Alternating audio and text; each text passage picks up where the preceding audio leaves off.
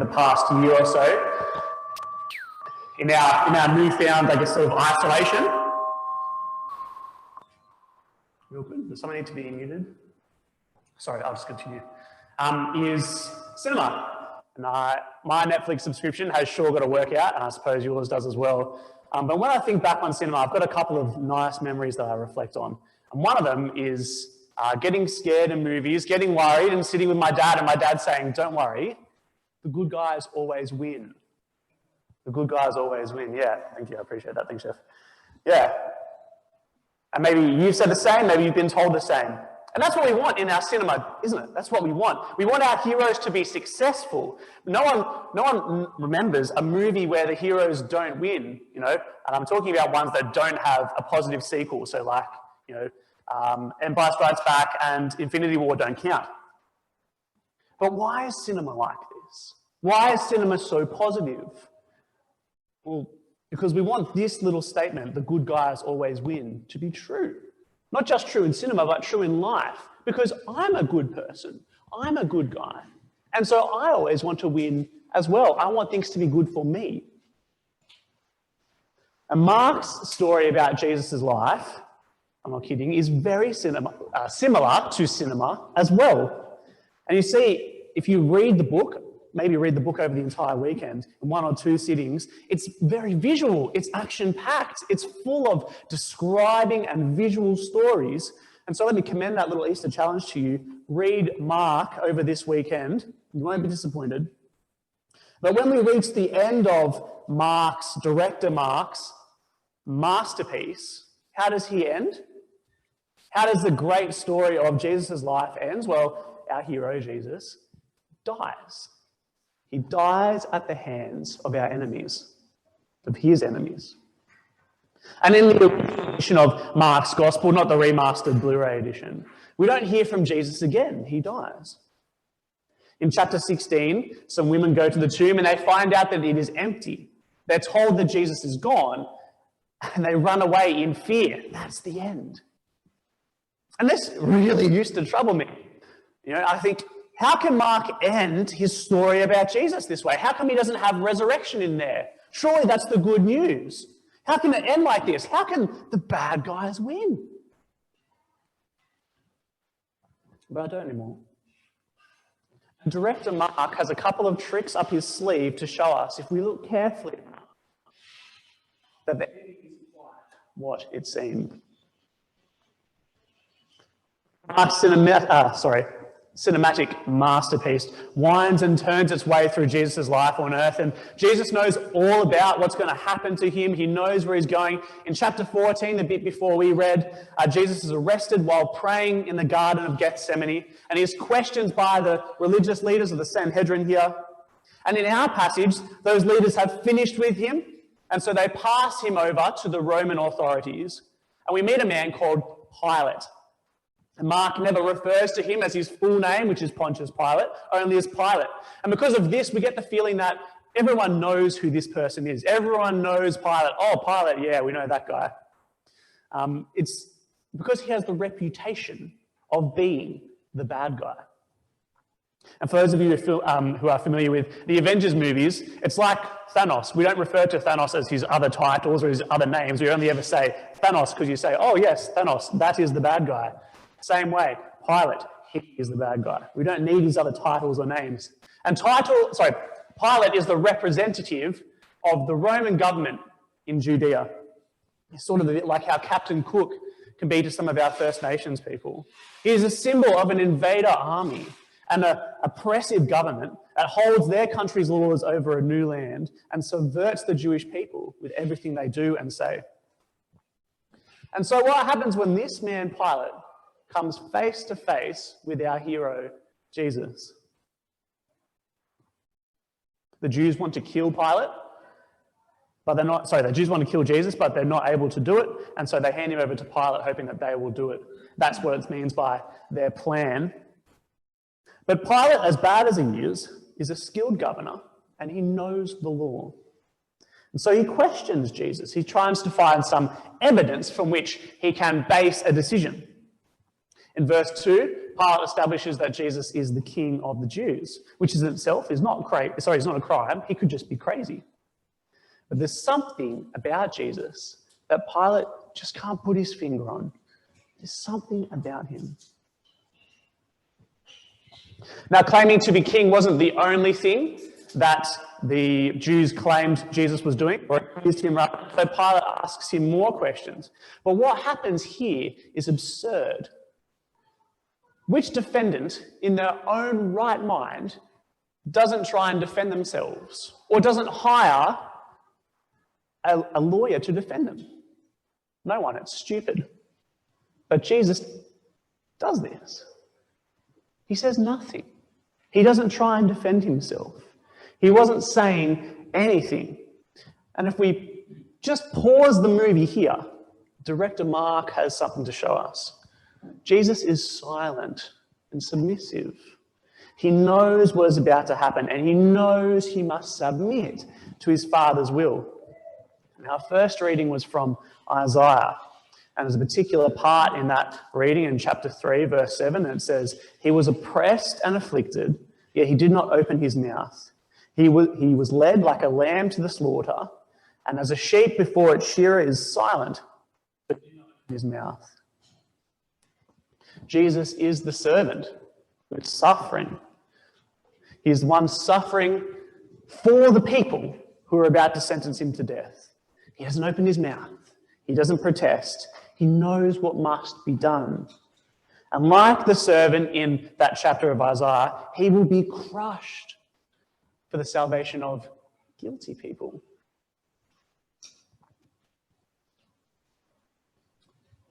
All right, let's resume the movie. Pilate, for everything he was a good judge. And so he didn't want to sentence a person who went undefended. Furthermore, he didn't want to sentence someone who was so wildly accused of things. And so he saw no evidence to Jesus.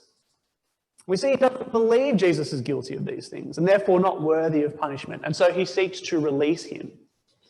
And if we put ourselves in the shoes of Pilate, he's probably feeling pretty good at this point. He knows why the Jews have handed him over. And so he's going to come out to the crowd and he's going to say, "I found nothing wrong with this guy, your countryman. I'm going to let him go free. Aren't I a good guy?" But when he steps out, he finds himself in some pretty hot water, doesn't he? He steps out in the dais to speak to the crowd, and Jesus' accusers have stirred up the crowd against Jesus, against the very man who 1 week ago they glorified as he rode into the city on a donkey. And they bellow here for the release of Barabbas, someone who is actually worthy of death, worthy of punishment, instead of Jesus. Barabbas is a convicted murderer and a terrorist being held by Pilate in the full sense of that word. Charges similar to the ones that Jesus was actually being accused of. He deserves to be in Pilate's prison. He deserves the punishment which is waiting for him. This is a tricky situation for Pilate, I think you can see. If he does his job and releases Jesus, then the crowd will riot. And the people who are over him, who he's trying to impress, they won't be happy. His reputation to the Jews and Rome will be ruined, even though he was doing the right thing. But if he gives in to the crowd, he'll be sending an innocent man to death, which is against a lot of what he stands for, justice. And so the camera zooms in on Pilate.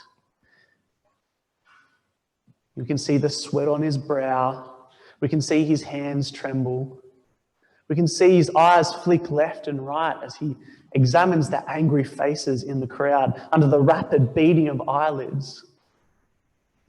And he makes his decision. Jesus is to be murdered. Pilate caves to the demands of the crowd. He values his own image, his own popularity and career over an innocent man, over Jesus. And his decision is that Jesus isn't worth getting into trouble over. Jesus isn't worth getting into hot water over. He knows who Jesus is and he knows what's at stake, but he chooses himself over Jesus. And in that instant, Pilate condemns Jesus and sets in motion the events for the end of the movie and the bad guys win. Now, if we do pause the movie again here, for many of us, we are like Pilate. We examine Jesus, we investigate Jesus. We come here, Christmas, Easter, special times in the year, and we examine what's going on. But in the end, maybe we decide that Jesus isn't worth changing our lives for. In the end, we decide to give him up because we're afraid of what the crowd might say, of those who comment on our lives might say. We're afraid of those who are over us, those whom we are trying to impress, what they might say. We're afraid of what it might cost us. What might cost my career, might cost the things that I enjoy, the things that I like. Accepting Jesus means that I might have to change the way that I live. Friends, if we spend our lives so bent on trying to impress the masses, you're not going to go anywhere. And you know this. You know this already. So committed to trying to impress people who will not be impressed. So committed to trying to project successfulness, wealth, healthy lifestyle. Are you tired? Are you tired? Exhausted? You don't need to impress people who actually don't care anymore.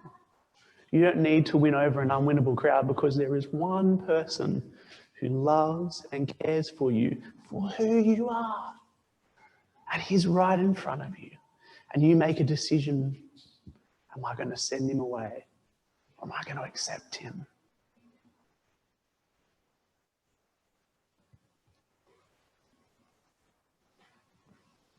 What does Pilate do? He rejects him. And so if we resume the movie, Jesus is taken from there and he's tortured, he's mocked and he's beaten. And that whole time, he doesn't protest, he doesn't fight, he's submissive. He knows what must be done. And when the guards and the soldiers are finished mocking him, they place on his back a strong and heavy cross, an already bruised and bleeding back. And they force him to carry it up a hill while his legs fatigue and break down. But Jesus is resolute. He knows what must be done. God the Father has sent him on a mission and he will see it through. And finally he arrives on the top of the hill, a spectacle for everyone to see. And he is brutally nailed to it. But he doesn't cry out. He doesn't fight. He knows what must be done. But people continue to insult him, they continue to mock him, continue to make fun of him. Even the two other criminals nailed to the crosses either side of him mocked him as well. And if we pause the movie at the end, we're hoping that something miraculous will happen. We're hoping that Jesus will do something. The armies of heaven might come down and just kind of lay waste to everyone there. Right? That thunder and lightning would come down and free Jesus off the cross. And he can turn into Superman. And the twist is, he does nothing. He does nothing. Now, if we resume the movie, the miracle that we see is actually none of those things. He doesn't fight. He doesn't cry out. He does cry out. But he dies. Jesus dies on the cross. And the bad guys win. But that's not fair, is it? How can Pilate send an innocent man to death? How could Jesus just stand there and let it happen? Why couldn't he bring down that army of angels and finish off the real bad guys of the story? Why can't the good guys win? Well, that's the point. And here, director Mark has the biggest rug pull of the entire story. So incredible, so great, that it's actually quite hard to notice unless someone's told you. So you need to go back and rewatch the movie again and see how it worked all the way through. You see, Mark proves himself as a master director with like an ultra fourth wall break. But this time it's not the characters addressing us. He puts us into the story. He puts you and me into the story because I am Barabbas. I am Barabbas. And so are you. I am the murderer. I am the rebel and an insurrectionist. I am the rebel against God's law and the murder of his son. He died for my sin. And so are you.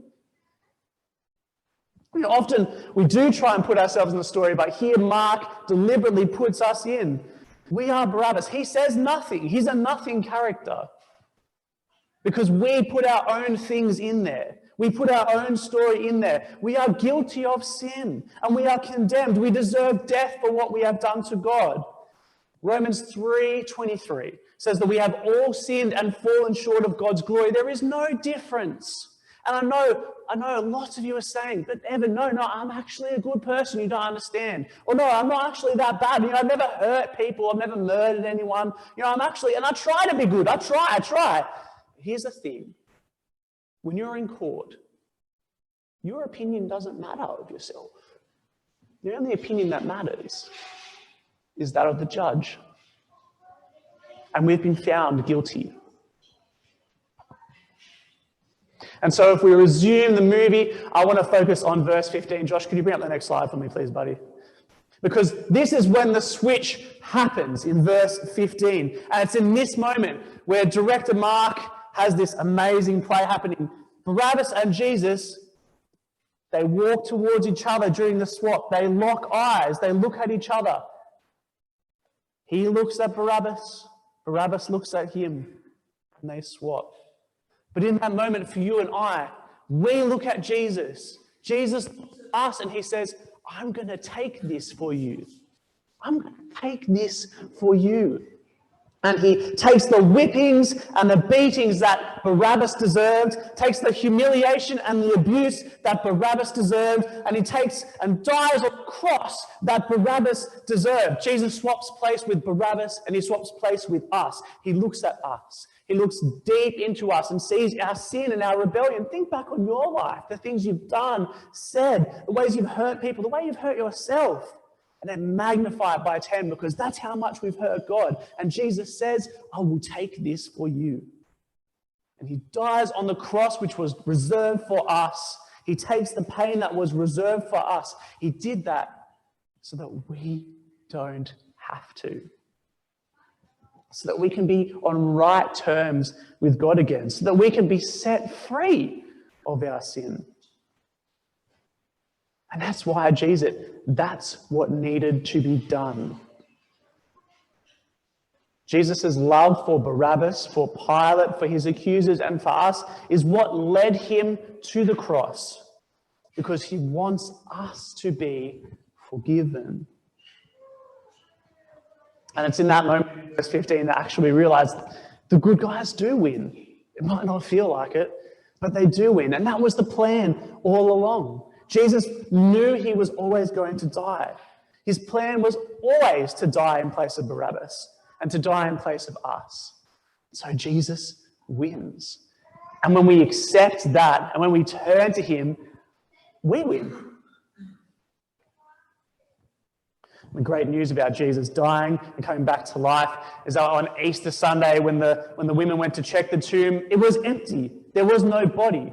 And that is the proof that it worked.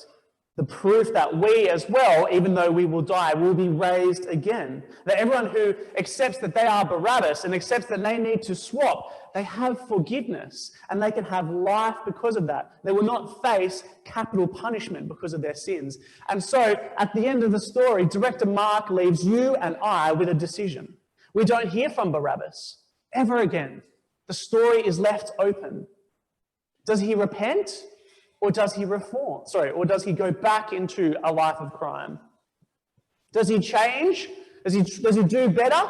Does he live in light of this freedom that Jesus has given him? Or does he go back and think back again on your life? Think back on the things that you've done, the people that you've hurt, the things that you've said and done to hurt yourself. The story of Easter and why you're here is that all that can be forgiven. Because like Barabbas, we are given a new freedom, a new purpose, a new life. And that is just the beginning of the glorious news.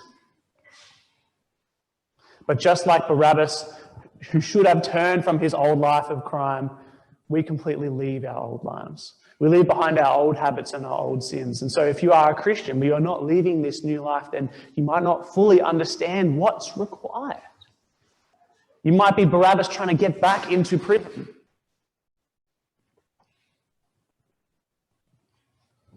And so for everyone, this is my Easter message for you. Yes, we are Barabbas. And Jesus has swapped place with us. We no longer need to be a rebel against God. We no longer need to be punished for our sins. And those who call on Jesus, they will not stay dead. But just like his tomb on Easter Sunday, yours will be empty too. And so let me invite you to call on Jesus for the first time. Or if you need to recommit, let me invite you to do that as well. We'll offer our whole lives to him and not hold anything back. Are you going to live in that new freedom you've been given? Or will you go back to your old ways and just walk back into prison? If this is something that you want to take up, I'll pray a prayer now, and you can pray after me in your hearts. And if you do pray this, then please talk. Just come and find me. Come and find Robert and share this awesome news.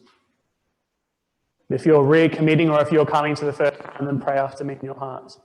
Father, you are our great and awesome God. I know that you are holy in every way. I know that you made us good. You made me good. And I am so sorry that I have fallen. Thank you for sending Jesus to swap places with me. And please forgive my sin. Help me to turn away from it and to live new life for you. Amen.